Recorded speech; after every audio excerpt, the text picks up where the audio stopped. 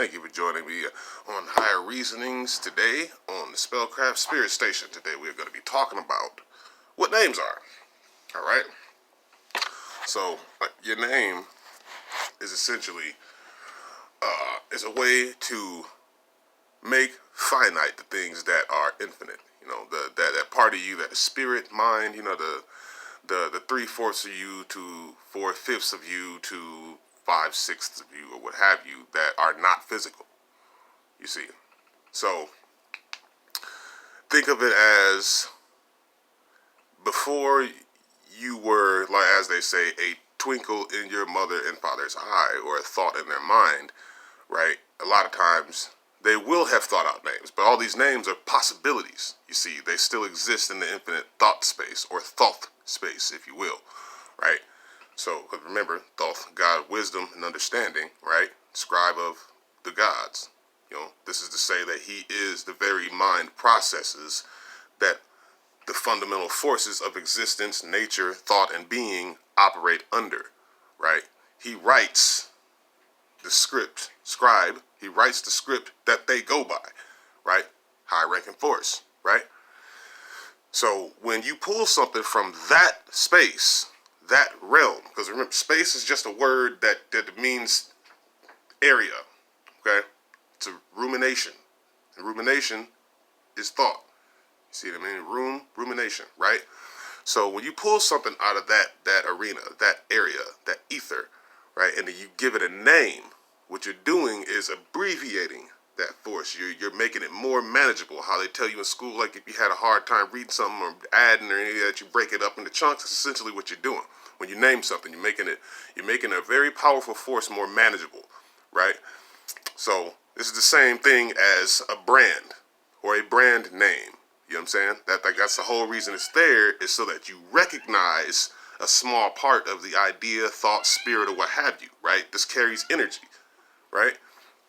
So when you vocalize that name, right, when you speak it, what you're doing is actually speaking energy. You're giving energy, air, life, right? Light and wind. You're giving that. You're giving it to this thought.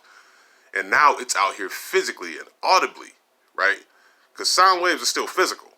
Just because you can't see them don't mean shit. You can feel them. That's how you know they're physical. Like, ooh, I can feel that in my hand when I project that at my hand. If I was to do that hard enough at the phone, you would see the phone start to shake, right?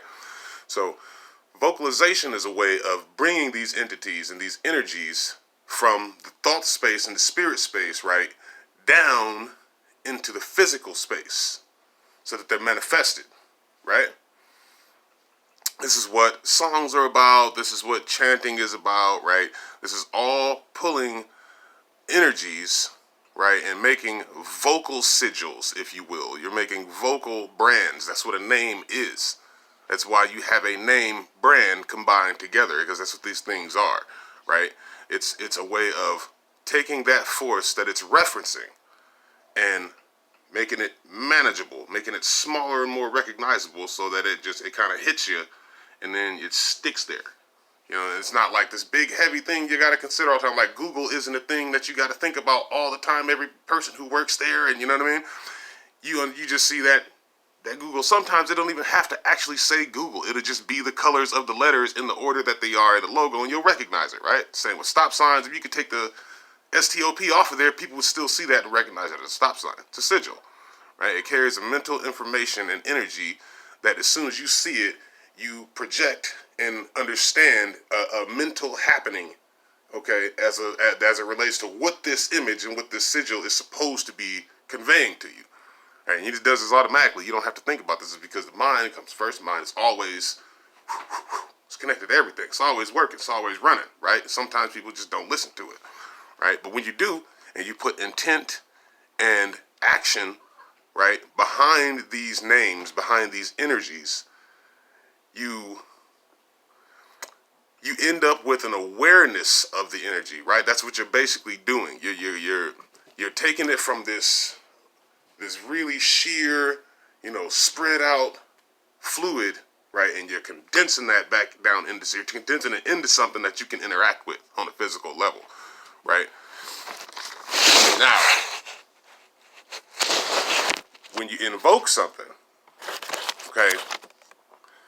It's essentially the same thing, but you could be using a name that is attached to an energy. This is associated with an energetic state, field, state of mind, state of being, however you want to say it. You know, you're using a name with an energy signature that's attached to something else that you yourself did not construct. Okay? So this is calling upon that energy. Like, you know, like think about like when people are going to shoot a ball of paper into the trash. Kobe, Jordan, Shaq. Like, what do you think you're doing when you do that? You see what I'm saying? You're calling upon the energies associated with these individuals, right? And this is based on all of the people around the world watching them and focusing their attention on them as they shatter a rim, as they drain threes from the fucking half court line. You know what I mean? The more you watch a person do that, the more energy you're giving to their ability to do that. Okay? So this is invoking. Okay? Whenever you use, like, just like they do with quote-unquote demonic names, these are just names or labels meant to abbreviate and condense spiritual energies, right? For the purposes of what have you. You know, there are multitudes of purposes. There are a myriad of purposes, right? Literally infinity, you know what I mean? So, in closing, like, it's really important to understand that a name is a form of branding which binds light to flesh. That is essentially what a name is. And flesh doesn't necessarily have to be this. Flesh can